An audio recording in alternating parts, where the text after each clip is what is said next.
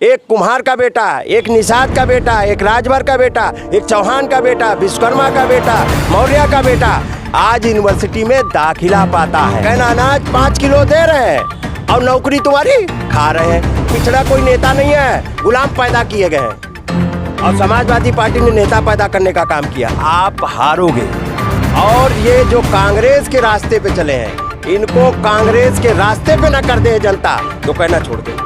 अन्य मुलायम सिंह यादव जी मुख्यमंत्री थे, उन्होंने मंडल कमीशन की सिफारिशें लागू की, उससे लोगों का उद्धार हुआ। यादव समाज भी इस बार बीजेपी का बटन दबाएगा। अब की बीजेपी के नेता भी साइकिल की बटन दबाएंगे। ओबीसी समाज बाबा साहब के बनाए हुए संविधान के साथ में माननीय अखिलेश यादव जी के साथ खड़ा है। शानो चौकत कर सकते हैं लेकिन समाज का शानो चौकत नहीं कर। समाज का शानो चौकत कानून बनने से। कलेक्टरों की सूची जारी कर दें, कप्तानों की सूची जारी कर दें, थाना अध्यक्षों की सूची जारी कर दें, कुलपतियों की सूची जारी कर दें, यूनिवर्सिटियों में प्रोफेसर की सूची जारी कर दें और जो संस्थाएं हैं उनमें डायरेक्टर की सूची जारी कर दें। इसमें यूपी के डिप्टी सीएम केशव प्रसाद मौर्य का एक बयान बहुत वायरल हो रहा है। उन्होंने कल कानपुर में कहा कि इस बार का जो चुनाव होगा ओबीसी जो समाज है, ओबीसी जो वर्ग है उसके आसपास घूमता रहेगा यूपी का चुनाव। और उसके बाद ये भी कहा कि समाजवादी पार्टी अपने अंतिम दौर में गुजर रही है और बीजेपी 60 सालों तक राज करेगी। उसके बाद फिर उन्होंने ये भी कहा कि हम 80 के 80 सीट जीतने जा रहे हैं, क्योंकि अगर हम 19 में 73 सीटें जीत सकते हैं यूपी से तो 80 कोई बड़ी बात नहीं है। समाजवादी पार्टी अपना रास्ता कहीं और देखे। तमाम मुद्दों पर बातचीत करने के लिए मेरे साथ इस समय समाजवादी पार्टी के पिछड़ा प्रकोष्ठ के प्रदेश अध्यक्ष डॉक्टर राजपाल कश्यप जी मौजूद हैं। सर, सबसे पहले आपका बहुत बहुत स्वागत है। मौर्य जी का बयान आता है कि समाजवादी पार्टी अपने अंतिम दौर में है और हम 73 सीटें जीत सकते हैं 19 में, तो 80 कोई बड़ी बात नहीं है। मौर्य कौन? केशव प्रसाद मौर्य। उनको जनता ने कहाँ भेज दिया पता है? वो लगातार हार रहे हैं चुनाव। आप याद करो, जब वो पार्लियामेंट छोड़े थे अपनी तो वो भी सीट समाजवादी पार्टी ने ही हराई। हाँ, उसके बाद विधानसभा भी वो उप मुख्यमंत्री थे, उसके बावजूद भी उप मुख्यमंत्री क्या, उनको तो सरकार ने स्टूल मंत्री बना के रखा था, वहाँ भी समाजवादी पार्टी जीती। ये उनका फ्रस्ट्रेशन बोल रहा है और बीजेपी की बोलने की हैसियत नहीं है। बीजेपी से जनता बेहद नाराज है। महंगाई, बेरोजगारी, किसान परेशान है। पिछड़े क्या पिछड़ों की बात करते हो? वो एक कुशवाहा समाज की बेटी जो 69,000 शिक्षक भर्ती में गर्भवती थी, उसको योगी जी की पुलिस ने लाठियों से पीटा, उसको तक तो बचा नहीं पाए। वो अपनी समाज की बहन बेटी तक को तो न्याय नहीं दिला पा रहे। वो मौर्य समाज की बेटी को न्याय नहीं दिला पा रहे तो और क्या बात करेंगे? वो उनकी कुर्सी नहीं लगती, उनका स्टूल लगता है। अब तो कुर्सी भी लगना बंद हो गई, स्टूल भी लगना उनका बंद हो गया। तो इस समाज की ये हैसियत बना रखी बीजेपी ने, तो बीजेपी जान रही है और बीजेपी के झांसे में अब जनता फंसने वाली नहीं है। उन्होंने कह दिया कि इस बार का जो चुनाव होगा यूपी का, खासतौर से लोकसभा का चुनाव 24 में, वो ओबीसी जो वर्ग है, ओबीसी समाज है, उसके आसपास ही घूमेगा। तो ओबीसी समाज किसके साथ है? बीजेपी के साथ है कि समाजवादी के साथ है? ओबीसी समाज बाबा साहब के बनाए हुए संविधान के साथ में माननीय अखिलेश यादव जी के साथ खड़ा है, क्योंकि वो अपना न्याय मांग रहा, वो नौकरी मांग रहा। ओबीसी समाज सब मिल रहा है, सब कुछ मिल रहा है। हाँ, क्या मिल रहा है बताओ ना? कितने कलेक्टर हैं? मौर्य बता देना कुशवाहा जी। वो मौर्य जी जो डिप्टी सीएम है, कितने मौर्य है कलेक्टर और कप्तान और मुख्यमंत्री? अगर जाति की जातिवाद कर रहे हैं आप, तो यही बात तो योगी जी कहते हैं सदन में कि जातिगत जनगणना समाजवादी पार्टी इसलिए करवाना चाहती है ताकि 86 में तो 56 यादव एसडीएम बना सके और तमाम जगह पर जातिवाद फैला सके। नहीं, वो सदन में खड़े होके यादवों को अपमानित करेंगे। जो यादव जो पिछड़ी जातियों को लेके चलने वाला है, ये उसका बड़ा भाई है, उसके बड़े भाई को अपमानित करेंगे और वो चाहते हैं इन बड़े भाई को, छोटे भाई को अलग कर दो।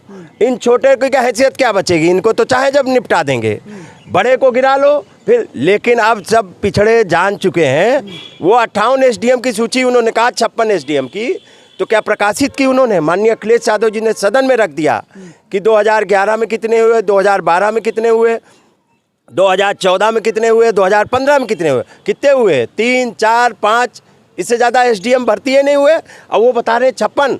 ये एक अपमान है और मुख्यमंत्री के कुर्सी का अपमान है कि मुख्यमंत्री के पद पे रहते हुए विधानसभा के सदन के पटल पे और विधानसभा में वो भी भगवा वस्त्र धारण करके झूठ बोल रहे हैं, तो इससे बड़ा अपमान हो नहीं सकता उत्तर प्रदेश का। और अगर उनके पास सच्चाई है तो वो आंकड़े क्यों नहीं रखते और जातिवार क्यों नहीं? अगर उनको ये नफरत है तो मैं कह रहा हूँ आज वर्तमान में कलेक्टरों की सूची जारी कर दें, कप्तानों की सूची जारी कर दें, थाना अध्यक्षों की सूची जारी कर दें, कुलपतियों की सूची जारी कर दें, यूनिवर्सिटियों में प्रोफेसर की सूची जारी कर दें, और जो संस्थाएं हैं उनमें डायरेक्टर की सूची जारी कर दें। हैसियत हो तो अगर वो पिछड़ों के हितैषी बनते हैं तो उनका आरक्षण दे दें, जाति जनगणना करा दें। ये पिछड़ों के नाम पे ये नहीं चलेगी अब इनकी टप्पेबाजी। अब ये टप्पेबाजी बंद होगी उनकी। अब पिछड़े इनको सबक सिखाने का काम करेंगे।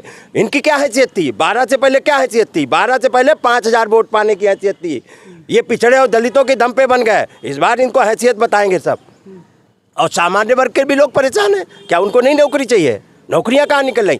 एक भर्ती कोई न करा पाया हो, जो एक परीक्षा ठीक से न करा पाया हो, जिसके ज़माने में 10-10 भर्तियां कैंसिल हो रही हैं। एक 69,000 शिक्षकों की भर्ती थी जिसमें आज तक आरक्षण घोटाला हो गया। क्या वो कौन पिछड़े? ये पिछड़े, वहाँ पिछड़ा कोई नेता नहीं है, गुलाम पैदा किए गए हैं। और समाजवादी पार्टी ने नेता पैदा करने का काम किया है। वो कह रहे हैं कि ओबीसी समाज तो छोड़िए, यादव समाज जो है, जो कोर वोटर पर समाजवादी पार्टी कहलाता है, वो भी इस बार कमल का बटन दबाएगा।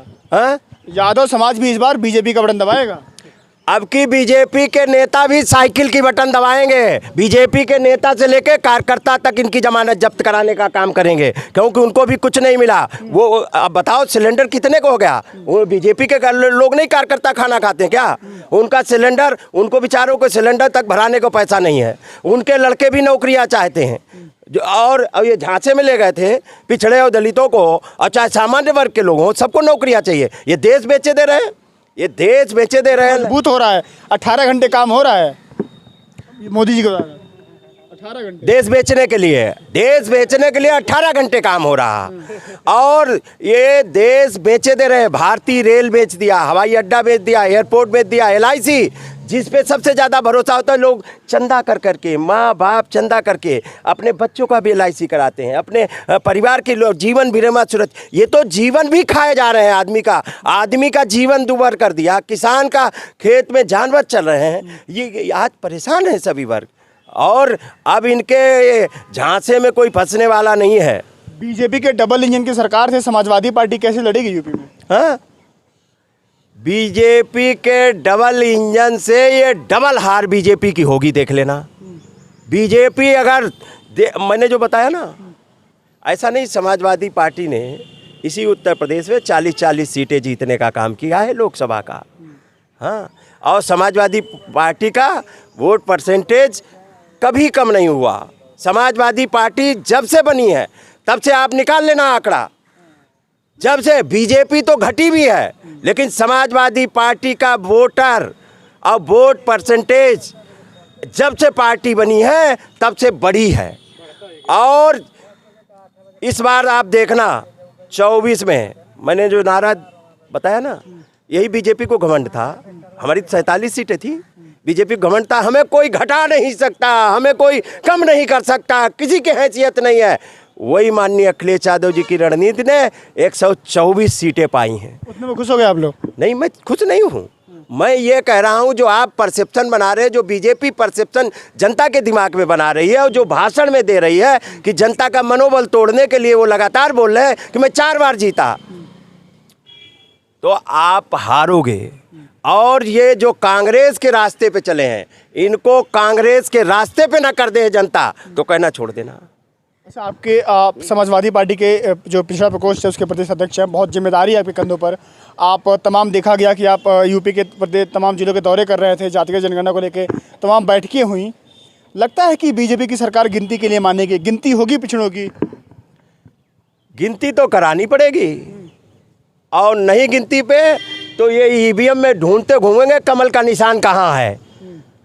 काउंटिंग वाले दिन सीटें ढूंढते घूमेंगे, ये गिनती नहीं कराएंगे तो ये भी अपनी गिनती वहाँ दिखाई इनकी नहीं पड़ेगी। यही जाति जनगणना इस बार 24 में बीजेपी को उनकी हैसियत बताने का काम करेगा। अब पिछड़े दलित अब ये नहीं गुलाम बना लेंगे, अब पिछड़ा दलित भी जागरूक हो गया।